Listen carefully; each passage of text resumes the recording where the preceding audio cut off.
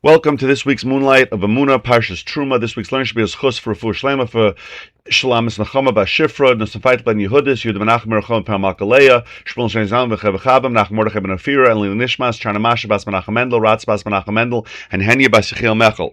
So the parsha opens up this week. Dabrel Ben Yisrael, Hashem tells Moshe Rabbeinu, speak to the Jewish people, V'Yikuli Teruma, and take for me a Teruma, a gift. A portion me'es kol isha she'yidvenu libai from every man whose heart motivates him. Tikhu es trumas, you should take my portion, right? And very many of the Mefarshim asked this question. Specifically, I'm looking in the Sfas Emes, and I saw what we're going to speak about from the Tiferes L'Moshe on the parsha, but. Rashi says on Yidbenu Liboy, Rashi says the words Lashon Adava, it's a gift, Kama Yinadvenu, V'hu Lashon Rotzin Toiv, it's a Lashon of goodwill. It's some kind of a goodwill. And the Sfarim deal with this exactly in serving Hashem nowadays, like we always discuss here. How do we make every word of the Torah relevant to every Jew in every generation? How is it we're not building a Mishkan right now? So Rabbi Nassan and Rabbi Nachman talk about all the giving money to the shuls and the Batei Midrashes, but we're going to talk about a different element, which is the famous question. It says, Vayikuli Truma, take from me a gift. And the Sfas Emes points out, and many others do as well, that it should have said, V'yitnuli Truma. You should give me a gift, right? Hashem is telling the Jewish people to give him a gift. Why say v'yichu, to take? And more than that, he says, how is it possible that a human being of flesh and blood could give anything to Hashem? Everything we have is Hashem, so everything comes from Hashem. Hashem doesn't need anything from us. So how is it possible that we can give Hashem a gift or take for Hashem a gift, right? So Rashi, that's what he says. Rashi is pointing out that this gift that Hashem wants, it wasn't the gold or the silver that the Jewish people donated to the Beis Hamikdash. That just represented how they felt. What Hashem says is, Hashem wants, I want to see your desire, your will to come close to Hashem. A person has to take that desire, he has to take it, he has to build that desire in himself and to give it to Hashem. And the Sfas Emes says that when it comes to all mitzvahs and good deeds that we do, the main thing is our desire to do them. And by doing that, we elevate the mitzvah. So if a person does a mitzvah just by rote, just by routine, of course there's credit for every mitzvah. We get credit for every mitzvah. But that's not the ideal mitzvah. Hashem wants, the main part of that mitzvah is the beginning, the desire to do it. And then then Hashem allows the person to do the mitzvah, right? Even when we do a mitzvah for Hashem, we need it from Hashem, the ability to do that mitzvah, right? If I want to put on a pair of tzitzis, that's what we're learning in Daf Yomi about right now. And who gave me the money to buy tzitzis? Who gave me the ability to put them on? Who gave me the ability to speak, to say a bracha on them? That's Hashem. But it starts with our desire, right? And even though we do mitzvahs with physical things, we take a pair of tzitzis, we take a pair of tefillin, we take a lulav and esrog. Those are physical things, which is very difficult, very distant, and difficult to attach to spirituality. But because we want, our underlying desire is to come close to Hashem, right? Is to come close to Hashem. That ratzon toiv that Rashi meant, that itself is the gift, and that helps us take something physical, right? We take an esrog growing on a tree has nothing. It's just a physical esrog, but our desire to use it to come close to Hashem, that brings us that elevates it into kedusha. And therefore, while it's true we don't have a Mishkan today, but we could still have this Ratzon. At that time in Jewish history, Hashem said, "Show me that Ratzon" by donating to the Mishkan. But now every single Jew could still give a Yikuli Truma to Hashem by that desire to do Hashem's will. And this is also why, and the Zohar explains this, also the same idea that a person, by adding his desire, his ratzon, to do Hashem's will, he elevates everything to connect, and he brings the Shekhinah to rest with him, right? He creates, that's why the Torah taught us this when it comes to building the Mishkan, because the idea of the Mishkan is v'shechanti b'seicham, that Hashem wants a place to dwell within each one of us, and we create that by the desire that we show for Hashem's will. And that's why the next pasuk even mentions, you'll take gold, silver, and copper. That's because when Hashem Shekhinah rests with us, then we get all of the riches in the world. We get everything good in Ruchnius and in Gashmius. But the problem is, so let's say we get this inspired rutzon, we work on ourselves, we get this inspired rutzon, we heard something inspirational, we hear that we got this rutzon, but then we know that the Yetzer Hara works very, very hard to make sure that we forget about that. He gets us caught up in the things of this world. He gives us all kinds of taivas that we should chase after, busy with parnasa and worried about health and shidduchim and all these things, right? And a person loses track of the fact that his real desire, his true desire, his inside desire is to serve Hashem. So that's a constant avodah that we have to do. It's a constant work that we have to do to re-inspire that. The problem is it sometimes can be very overwhelming. We feel like, you know what, I try so hard to work on my relationship with Hashem, and then I get distracted so easily. But we have to know that deep inside of us, and these are ideas that come from the Marv Shemesh and from others, from the Shemesh Shmuel, that we have to remember that deep inside of us, each of us has built in a tremendous love for Hashem. We're connected to Hashem. Our neshamas are connected to Hashem. It's just the Yetzer Hara that's getting in the way. So what we need to do is to tap into that inner rutzon. We have to block out the noise. We have to fight the Yetzer Hara, block out that noise, and connect to that inner rutzon that's deep inside of us. The Shemesh Shmuel even says, that the Gemara in Kedushin, I'm not going to get into the whole drasha here, but the Gemara in Kedushin there says that when a person does an Avera and he repeats it, so it becomes hutrale, it becomes mutter for him. And the Gemara says, what do you mean it became mutter for him? It doesn't become mutter, but I mean, it's made like it became mutter for him. So the Shemesh Shmuel says, so why don't we say, instead of the Gemara saying hutrale, it should say nasas like a heter. It feels like it's, right, which is ultimately the Gemara's explanation. He says, no, because the word heter, which means permissible, but also means to loosen. What happens is, we have a natural kesher, we have a natural bond with Hashem. And when we do Averas, that gets loosened. We lose track. We forget about that natural bond that we have with Hashem. So while it's overwhelming and it's frightening, but we have to remember it should give us a lot of chizuk. We should take a lot of strength from the fact that this is our natural state of being. And it's just a question of peeling away to the core of who we are. And then that natural desire to do Hashem's will is within each of us. There's a beautiful idea from the Emes Liakov. He says that when a person, we know that the 248, the Ramach mitzvahs say, and the Shasa mitzvahs loisa say, 248 positive commands, and the 365 negative commandments correspond to the limbs and the veins and the sinews of our bodies. And when a person does all of them, he's considered tamim. He's considered complete. But the problem is, it's impossible for anybody to do all of the mitzvahs, right? There are certain mitzvahs that are just for a kohen. There are mitzvahs that are not relevant nowadays, right? So how is it possible for a person to ever be complete? So he says that when we learn about a mitzvah, we want to do a mitzvah, and for whatever reason we can't do it, a person should think in his mind, and he gives us a lashon. He says, Master of the world, you know that really I want to do your mitzvah, but what should I do? I can't do it, right? Let's say either it's I want to give tzedakah, but I don't have the money right now, or something, I want to do a mitzvah, but I'm learning Parshas Emor about the Kohanim, and I'm not a Kohen, right?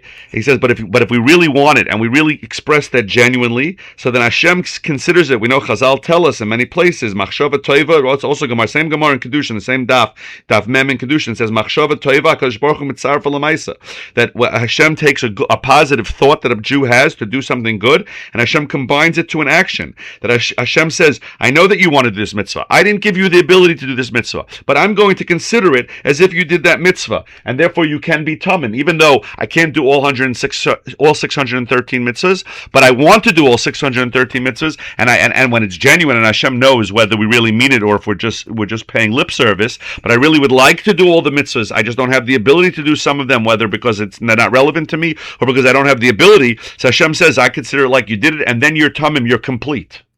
And even more so, the Apter Rav says in Oyev Yisrael, he says that even this applies to everything. If we do the best we can, let's say I want to have kavanah in davening, but right now I'm struggling with it, but I'm going to push myself a little bit harder. I'm going to do the best I can, even if doesn't look so great from the outside. Right? That Hashem also considers it to be, Hashem will look at it and say, it's as if he did it in the best way possible. So it's important for us not to just do it by rote or routine, but to try our best. Even though my head's bothering me today. I'm trying to concentrate, but I can't concentrate as well as I'd like to. But I'm going to do it as best I can. Hashem says, I'm going to look at that as if you did it the best way possible. As parents, we tell our kids, as long as you tried your best. Hashem says the same thing to us. He doesn't expect us to do more than we can. I want to do it the best way, but this is the best I can conjure right now. This is the best I can muster right now. Hashem says that's all I want. That's all I'm asking for you, is to put in as strong a desire as you can possibly muster right now. He brings a mashal from the Kedushas Levi, the Heilige Levi Yitzchak ben Sarsasha, the Kedushas Levi, who says that when you give a gift, it depends who you're giving a gift to. It changes the value of that gift. If you give somebody a gift, you give a friend a gift, so he looks at it. Oh, this is something I really wanted. It's really great. But if you go to the king, he has everything. He doesn't need your gift. What's the point of bringing a gift to a king? The point of bringing a gift to the king is showing your desire. That's the same thing with us with Hashem. Hashem doesn't need anything from us, but he wants to see how badly we want to give him something, right? When your kid brings home something from school, you don't need the little drawing, but you see how much effort he put into it and how much he wants to make you happy. That's the point of the gift. Yeah, to somebody else, to somebody that's not the connection, the gift is about the gift itself. But to the king, to the father, the gift is not about the gift. The gift is how much my child thought about me, how much my subject loves me and wants to make me happy. That's how he explains the Mishnah in Avos in Perek Beis. The first Mishnah in Perek Beis says, "You should be very, very careful with a small mitzvah as with a big one. You don't know what their value is. You don't know what the schar is, right? You don't know how much schar you would get, and doesn't mean schar necessarily in your payback, but you don't know the value of that mitzvah because Hashem looks at the ratzon, and it could be what seems like a very small mitzvah, but you showed such a strong ratzon and such a strong will. Hashem says, wow, that's a huge mitzvah. Whereas you could do a big mitzvah, but you don't have your heart in it. It may look like a big mitzvah, but it turns out not to be so valuable. So we focus on that desire, and then the Yetzer Hara comes to us because he never gives up, and he says to us, yeah, you're never going to get to these levels. It's very nice that you want to have that relationship like the tzaddik has with Hashem, but you're never going to have that. Says the Sfas Emes, that's a mistake. That's a mistake. If we genuinely want, but we have this Yetzer Hara, then he gives us all these crazy things in our heads. Hashem will help us. Who gives the Yetzer Hara the power to fight with us? It's Hashem. So we have to remember that and say, okay, I don't care what the Yetzer Hara tells me that I'm not going to reach that. Right now, I'm going to do the best job I can. What will be? I'm going to rely on Hashem's help. And he brings down from others, from the Beis Avram of Slonim and the Yismach Yisrael, that he bases on the idea of a Molek, but I don't want to get into that, we're running out of time. But the idea is that a person has to do the best we can, and then Hashem will give us help. He will give us help to finish it, to go up to those next levels. So even though right now, if we honestly assess our situation and we say, I can't reach that level, that's not our cheshbon. Our cheshbon is to do the best we can right now. That's our job, do best we can right now. Then Hashem will give us so much flow. He'll bring that mishkan down into our lives with all of the good that comes with that, and we'll be amazed at the levels we'll be able to reach that were taka impossible. They were impossible, but by us doing the best we can in the situation we were in, Hashem says, now I'm going to give you more abilities. But that only comes if we try our best. We can't fool Hashem, and we shouldn't fool ourselves, right? If we're really trying our best, and we daven to Hashem, and we beg Him for more, and we say, I really want to do more for you, but I'm limited, then Hashem will give us all of the tools. But we have to do as much as we can. We can't sit back and say, okay, if Hashem wants me to be on a higher level, I'll be on a higher level. No, our job is to do the best we can. We have to do v'yikuli truma. We have to do v'yikuli truma me'eskol ish asher yidvena liboy tikos trumasi. We have to give Hashem whatever it is we can give, whatever we can do in building that rutzon, in doing the actions that we can, in learning and in davening. And if we do that, then Hashem will give us things that we couldn't have imagined. And the Chavis Halavavas gives a mashal of this, of what this is. That a person, let's say a person wants to, I want to plant an apple tree. I want to have beautiful apples, right? So first, what do I do, right? I can't make an apple tree grow. It needs rain. It needs Hashem to make the apple tree grow. But what do? I take away all the weeds, right, from where I'm planting the tree, and I clean the ground, and I take away the thorns, and I plant the seeds, and I put fertilizer, and I do what I have to do, and then I can turn to Hashem and I say, please Hashem, make this grow, let it give me delicious apples. But if I sit back and do nothing, I don't plant the tree, I don't take care of the ground, I don't do anything, so then I can't ask Hashem to give me the fruits, right? I have to do my part. Hashem wants us to do our hishtadlus, but the results then come from Him. It's the same thing here. We have to do the best we can. I'll say, I really want to have this relationship with Hashem that's on a much higher level. I can't bring it there, so I'll just sit back and let Hashem give it to me. No, you have to do as much as you can do at the moment, and then Hashem will give you tremendous things that you had no way of right? We cannot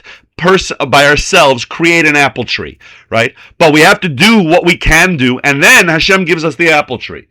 But there's such tremendous chizuk in this parsha, because what we have to learn, every single Jew has to know, is that we have to know and really, really understand this, that it's in our ability to give a truma to Hashem. We can give a truma to Hashem by working on our desires for Him and our longing to do Hashem's will, and that our goal in life is that we want to give nachas ruach to our Father in heaven. We want to give delight, to pleasure to our Father in heaven.